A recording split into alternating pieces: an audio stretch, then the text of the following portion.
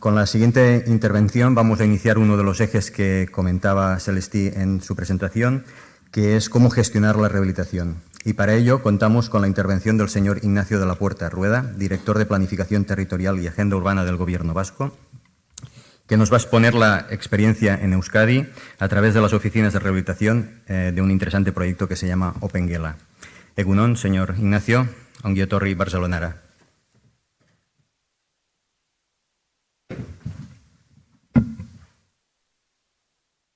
Y por lo tanto me voy a permitir primero empezar con un inicio de por dónde nacemos o de dónde nace este proyecto. En Euskadi se dice que somos pioneros en muchas políticas, entre otras se dice que es la de rehabilitación. Efectivamente, en el año 83,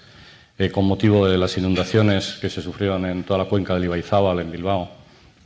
y ya estaba en tramitación, estaba trabajando sobre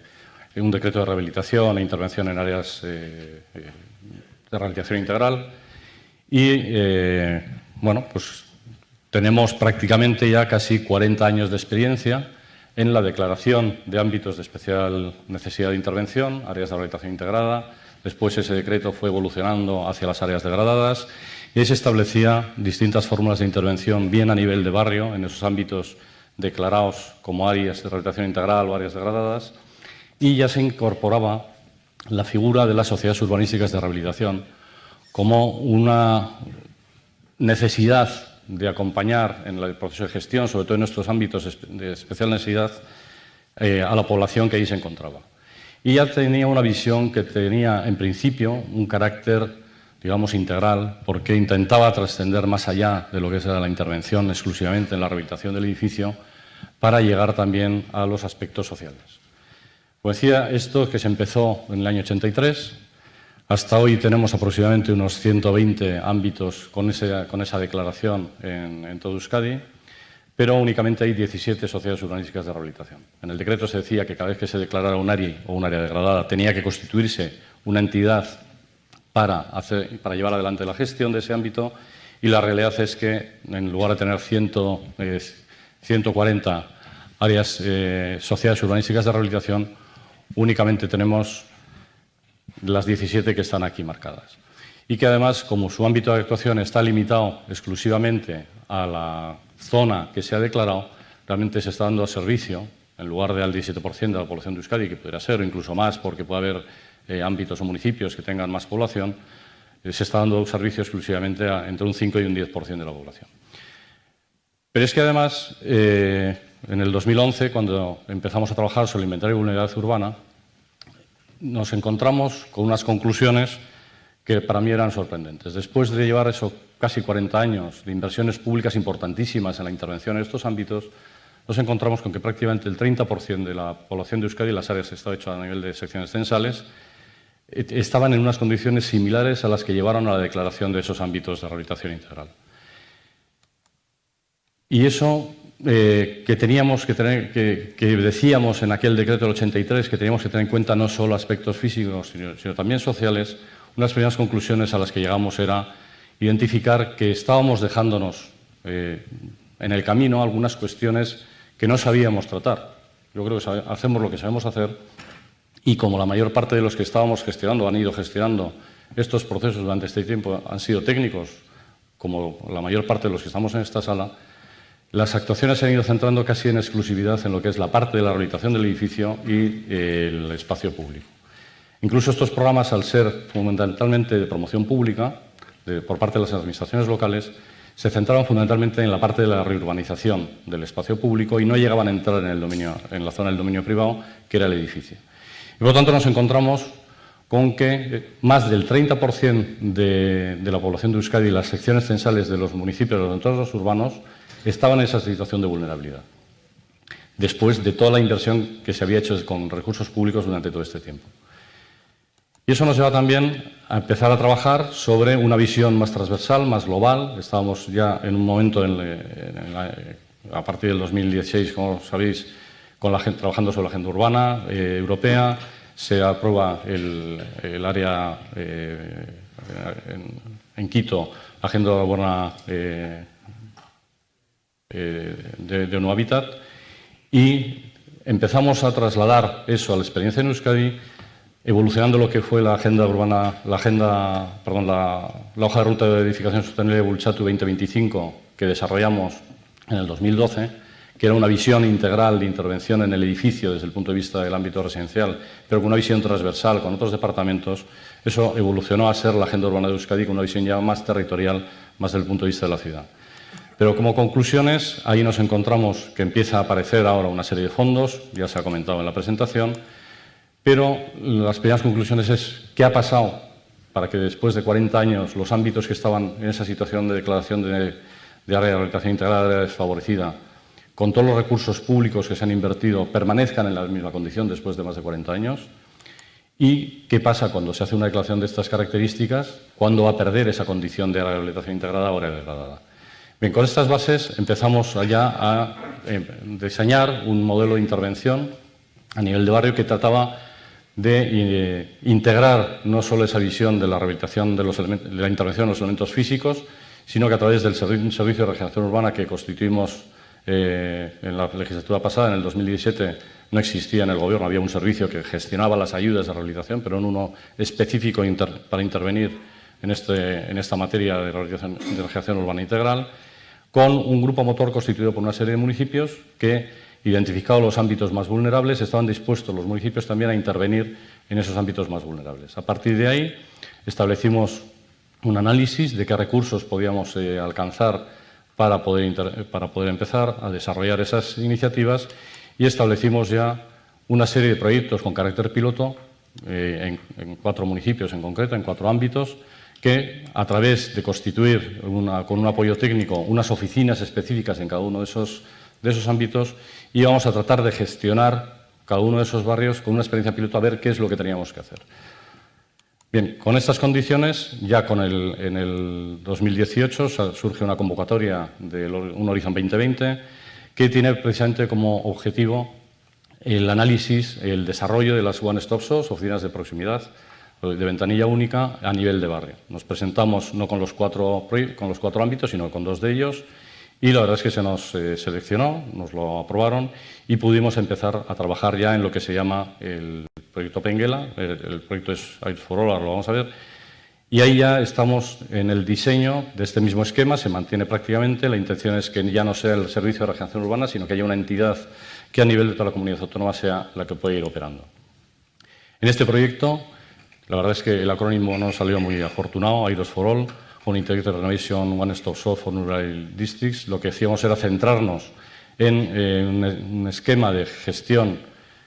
de proximidad con la oficina, pero incorporando también un elemento que ya sabemos que es una de las barreras, la gestión es una de ellas, la otra es la financiación, y además centrar en los ámbitos más vulnerables, que es donde menos nivel de renta tiene la población y, por lo tanto, donde puede ser mucho más complejo conseguir que estas iniciativas surjan. Con eso, con este esquema, el consorcio está constituido primero por los 2 municipios con las sociedades locales que podían intervenir, que son los que llevan los pilotos de demostración, y luego un consorcio en el que está el Ente Vasco de la Energía, puesto que es un H2020 y además es fundamental tener una entidad de estas características dentro del consorcio. Hay una entidad que aportaba experiencia y conocimiento desde el punto de vista de la financiación. Se apuntaron y además nos pidieron participar 2 agencias de carácter europeo, que es lo que nos podía dar la proyección a Europa, y en este momento es lo que estamos haciendo, incluso con la apertura de una posibilidad de que haya ciudades que nos sigan dentro de la experiencia, y todo esto coordinado desde el ámbito del Gobierno. Y Opengela básicamente se constituye como un proyecto con 2 pilotos, aunque lo estamos desarrollando con el mismo esquema en los otros 2 municipios, que tiene una serie de objetivos de intervención a nivel de edificios, ahorros de energía primaria, inversión, como todos los proyectos europeos, van exigiendo cuantificar cuál va a ser el impacto en los distintos ámbitos del empleo. Nosotros incorporamos también aspectos relacionados, aspectos sociales, de intervención a nivel de entorno con la población más desfavorecida. Introducimos la perspectiva de género para atender también, nos estamos encontrando en estos barrios muchísima población mayor que viven solas y muchas veces con condición de mujer. Por lo tanto, introdujimos también estos elementos para el análisis y el trabajo desde las propias oficinas. Las oficinas se abrieron, el proyecto se nos aprobó en mayo del 2019, con lo cual la pandemia, pues realmente estamos teniendo muchísimos problemas en lo que es la gestión directa con las comunidades, pero sí es verdad que ya las 2 oficinas están abiertas a las 4, pero las 2 del proyecto están abiertas. La denominación que ya hemos adoptado en el programa es OpenGela, que es un mix del inglés y del euskera. Gela en euskera significa sala, habitación, lugar de encuentro. Open es abierto y de alguna forma integra en su propia denominación esa visión de una oficina de proximidad que lo que va es a dar ese apoyo a todos los usuarios que puedan estar afectados dentro de la operación. Se trata de generar un programa que genere confianza y que legitime al personal que está en la oficina y a todo el programa frente a la población con la que vas a tener que trabajar, tratando de acompañar a todas las comunidades desde el inicio del proceso de la toma de decisión de dónde se tienen que meter, dándole clara explicación de qué es lo que hay, con 3 perfiles dentro del personal de la oficina, constituido por un perfil técnico, que no es el que va a redactar proyectos, sino el que va a acompañar a las comunidades en la asesoría, asesoramiento y gestión entre la comunidad y los equipos técnicos que vayan a trabajar.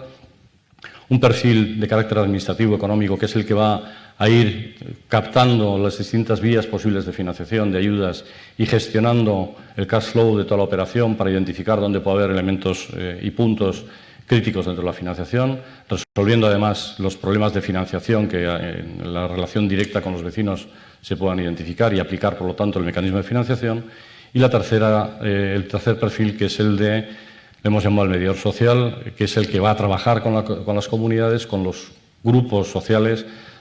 para intentar resolver los conflictos que inevitablemente en todos estos espacios se generan. Con eso se trata de conseguir una sensibilización para que toda la población que al final hasta en el bar se esté hablando de todo el proyecto. Eso requiere una permeabilidad y un trabajo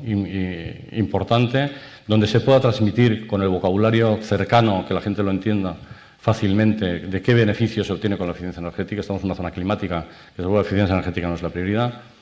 Se puede hacer, y de hecho se hace, el diagnóstico sobre todos los aspectos sociales, económicos y culturales. Y además ofreciendo un espacio de proximidad y de relación con los vecinos que no es institucional, pero que el vecino sabe que detrás estamos las administraciones, tanto del ayuntamiento como del gobierno, y por lo tanto sabe que tiene una cierta garantía que le da el papel de la administración, pero no se enfrenta a la frialdad de un despacho, de un servicio administrativo. Se trata también de fomentar algunas cuestiones que van más allá de lo que es la intervención física en la rehabilitación del edificio y la reurbanización, que tiene que ver con el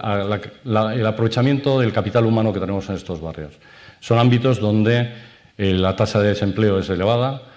la formación no es que sea precisamente de las más altas y, por lo tanto, nos encontramos con la posibilidad, a través de la oficina, también de interactuar con los vecinos para favorecerles y establecer un sistema de integración de nuevo en el mercado laboral. En ese sentido, se trata de fomentar esas oportunidades de empleo que van a surgir dentro de todas las iniciativas que van a salir dentro del proyecto, y para ello se ha constituido una mesa intersectorial dentro de la propia oficina, donde hemos integrado, aparte de todo el aspecto técnico, se ha integrado al Departamento de Salud, al Departamento de Empleo y al Departamento de Servicios Sociales, de forma que específicamente se trabaja con cada una de las unidades convivenciales y en aquellos casos que se vean determinadas necesidades, que pueden ser de carácter de salud, pueden ser de carácter social o pueden ser de empleabilidad, se establece un itinerario para poder reintegrar o mejorar las condiciones de esa población. En esta mesa intersectorial, lo veremos, al final todo eso se concentra en este proyecto, en ir del edificio al barrio, con el objetivo de que el barrio sea la unidad que permite esa transformación de la ciudad y, sobre todo, superar esos indicadores que le sitúan en una situación de marginalidad desde el punto de vista urbano.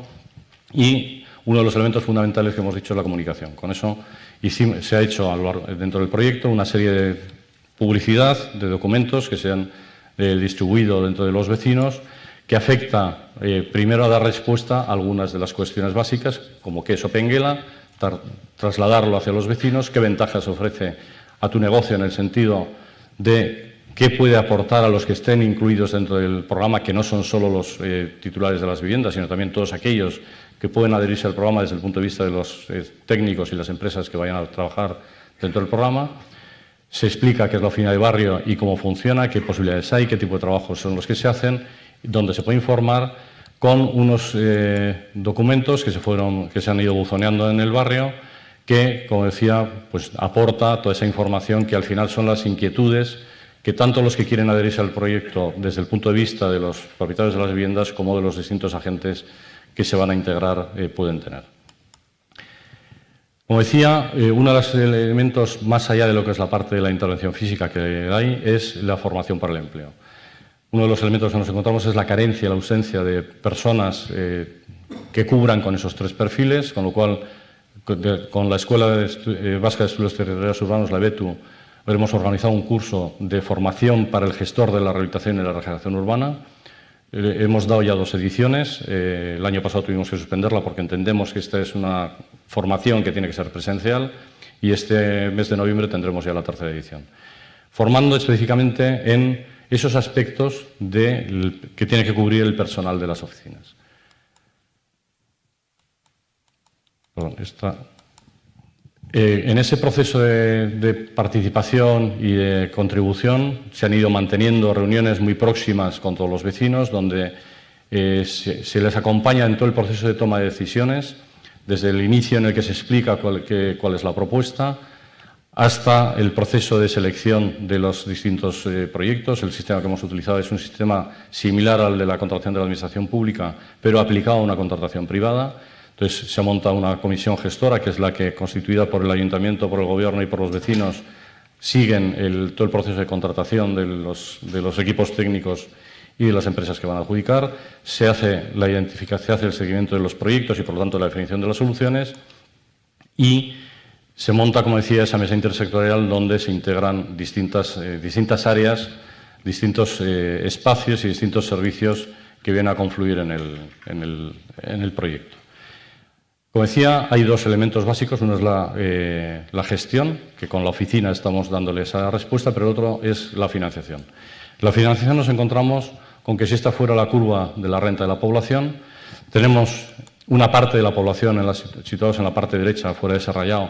que es la población que puede acceder al mercado financiero sin ningún problema, con lo cual eso es un problema de voluntad exclusivamente.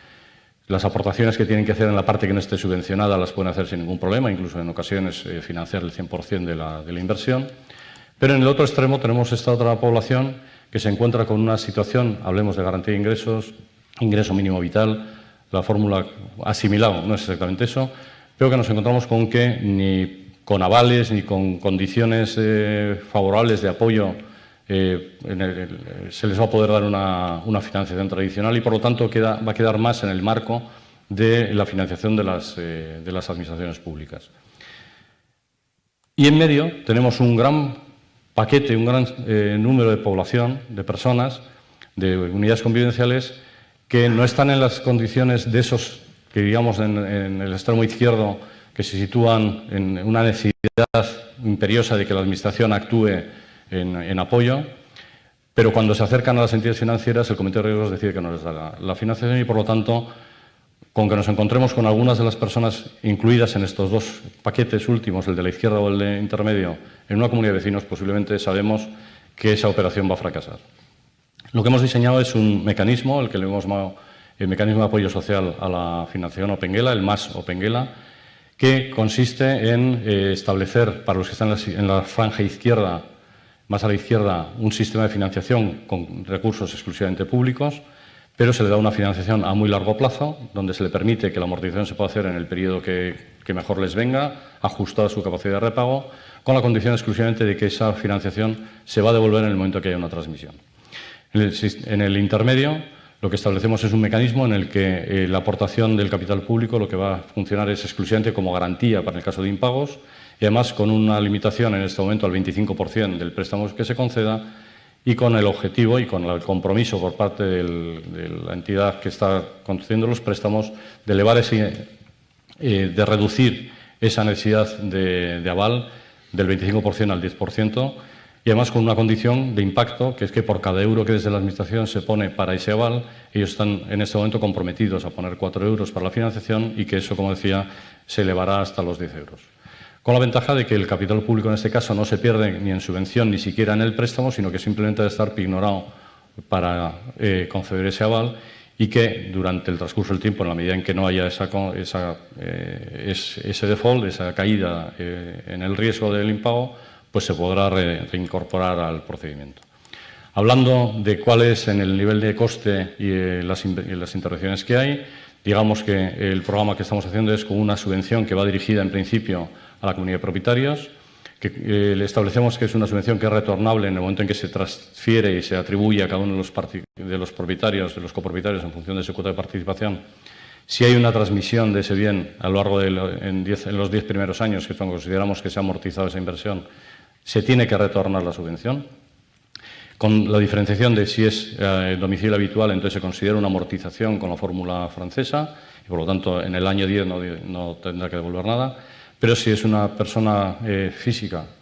una persona jurídica o no es domicilio habitual, entonces a lo largo de los 10 años tendrá que devolver el 100% de ese primer paquete, que es la parte de la subvención más importante. Estamos en este momento llegando al entorno entre el 40 y el 50% de subvención a la comunidad de propietarios. Esa la dejamos compatible con otro tipo de ayudas, con lo cual es compatible con las ayudas que puedan venir del IDAE, es compatible con los fondos que puedan llegar a estos fondos europeos, con lo cual ese porcentaje pues, va a poder variar hacia arriba o hacia abajo respecto al 100% del coste de la inversión que se tiene que asumir en la comunidad. Sí lo dejamos compatible también con las ayudas individuales, que esas sí son a fondo perdido, esas van escalonadas en función del nivel de renta, pero es evidente que no se llega nunca al 100% y, por lo tanto, ahí es donde hay un tramo, que ni siquiera son todos los que tienen acceso a esas ayudas individuales a fondo perdido, que en la evaluación que se hace de su nivel de ingresos y de renta se incorpora también, por un lado, el efecto de la eficiencia energética, la mejora para reducir el tipo de interés, pero también el ahorro en la factura para mejorar sus condiciones económicas para el repago de la deuda que se va a generar en el préstamo y, por lo tanto, en esa cobertura hay, como decía al principio, una parte que está destinada a esos que peores condiciones tienen, que es básicamente esa financiación a largo plazo y con esas condiciones favorables, pero luego está estos otros que se cubre hasta el 100% de la inversión con una condición de financiación en este momento hasta 15 años. Esperemos que cambien las condiciones no solo de mercado, sino regulatorios, y se pueda llevar también hasta los 25 años. Y, evidentemente, todos aquellos que no tienen problema en el mercado, para acceder al mercado se les va a poder conceder el préstamo siempre hasta el 100%. Con esto garantizamos que el aspecto de la financiación tampoco es ningún problema y, por lo tanto, ya es más el problema de la gestión con la comunidad y el acuerdo para conseguir adelante.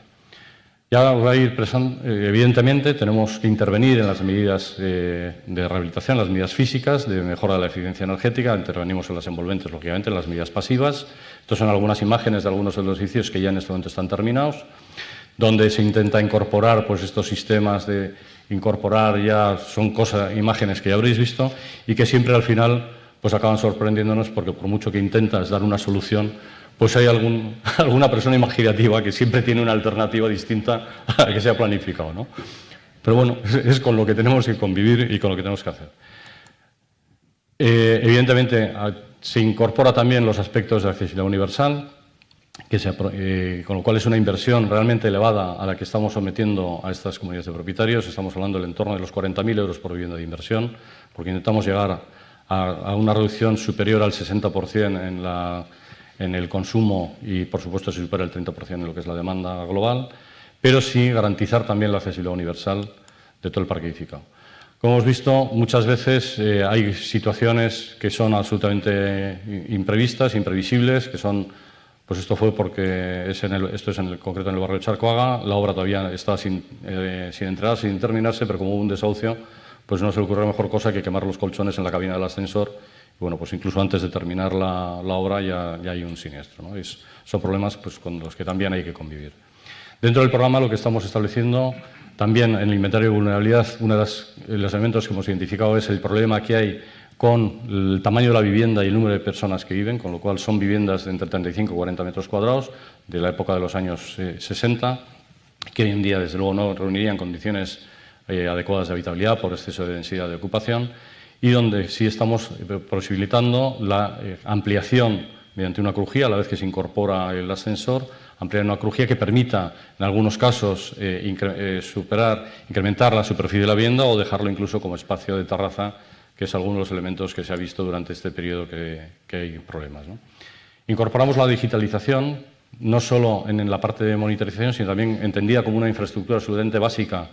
para que la población, lo hemos sufrido durante el confinamiento, donde hemos sometido a nuestras viviendas a un estrés de usos tremendo, porque era, aparte, nuestro hogar era el lugar en el que trabajábamos, era el lugar donde los hijos estudiaban, era donde practicábamos deporte, era donde hacíamos prácticamente todo. Y en estos ámbitos, en los más vulnerables, lo que se ha constatado es que la gente ha tenido muy difícil teletrabajar y los hijos muy difícil telestudiar por las dificultades del acceso a la red y la capacidad de la red. Con lo cual, hay una parte de digitalización que incorporamos también en el proyecto, considerada ya como una infraestructura básica, y que, igual que el saneamiento lo fue a finales del 19, yo creo que hoy el acceso a la red es una infraestructura básica de las mismas características, pero también incorporamos la monitorización de las viviendas. Intentamos que sea el 100% de las viviendas, estamos quedándonos en el 80% por las dificultades que hay en algunas de ellas. Una monitorización que la implantamos antes del inicio de la obra, con lo cual tenemos registro continuo de cuáles son las condiciones de habitabilidad, medimos temperatura, humedad, CO2 y donde podemos también consumo de la unidad de producción térmica, con un equipo que va a estar instalado, como decía, desde antes de la obra, durante el periodo de obra y luego va a estar durante 3 años, con lo cual es prácticamente un periodo de 5 años de monitorización. Recogemos toda esa información y estamos ya empezando a tener unos informes preliminares. Pero además hacemos un acompañamiento a las familias, a las unidades convivenciales, para analizar cuál es su contrato y, por lo tanto, identificar qué mejoras pueden hacer en su propio contrato y enseñarles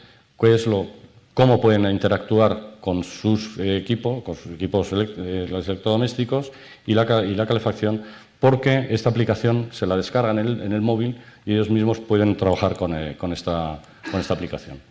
Hemos trabajado sobre las comunidades de autoconsumo compartido, recuperando un espacio público, estableciendo una cubierta activa que va a permitir distribuir, ahí veis los edificios en los que estamos, aparte de generar un equipamiento de proximidad, generar una primera comunidad de autoconsumo compartido, compartiendo esa instalación pública con la privada, incorporando sistemas de naturalización y gestión del agua dentro de todo lo que es la parte urbanizada del espacio público. Ese equipamiento que decía de proximidad, que va a permitir la instalación de nuevos servicios y nuevas actividades, revitalizando la economía de proximidad.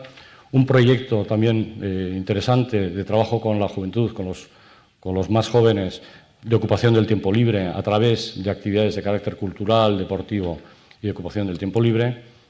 Y, por lo tanto, al final es un nuevo modelo de intervención en barrios, donde constituimos un proyecto para los PERTE, que se fue elevado a la categoría de PERTE, que tenía una visión transversal, con 45 agentes de todas las características, colegios profesionales, asociaciones empresariales, donde en ese modelo de colaboración público-privado la intención es extender este modelo a todo Euskadi, con unos objetivos de crear no el edificio, sino el barrio que sea de balance energético casi nulo, incluso positivo, donde los barrios sean sumidores de carbono por esa renaturalización, donde sean amigables, porque conseguimos espacios públicos de intercambio entre los propios vecinos que sean accesibles, donde conseguimos integrar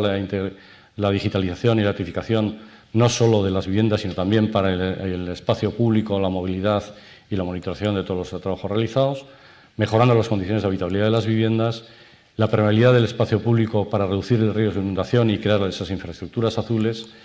incorporar esos equipamientos de proximidad que permitan el tercer lugar como lugar de trabajo a distancia, pero que no sea en el domicilio, sino que sea en el propio barrio, y eso permitirá reactivar un entorno de actividades comerciales y terciarias dentro del propio barrio, atender incluso a los servicios de dependencias de esos equipamientos, la distribución de último kilómetro y, inevitablemente, esa formación para recualificación de los desempleados que hay en el propio ámbito, que puedan después integrarse en todas estas iniciativas y, sobre todo, poder dotar del personal necesario para todas estas actividades. Muchísimas gracias. Muchas gracias.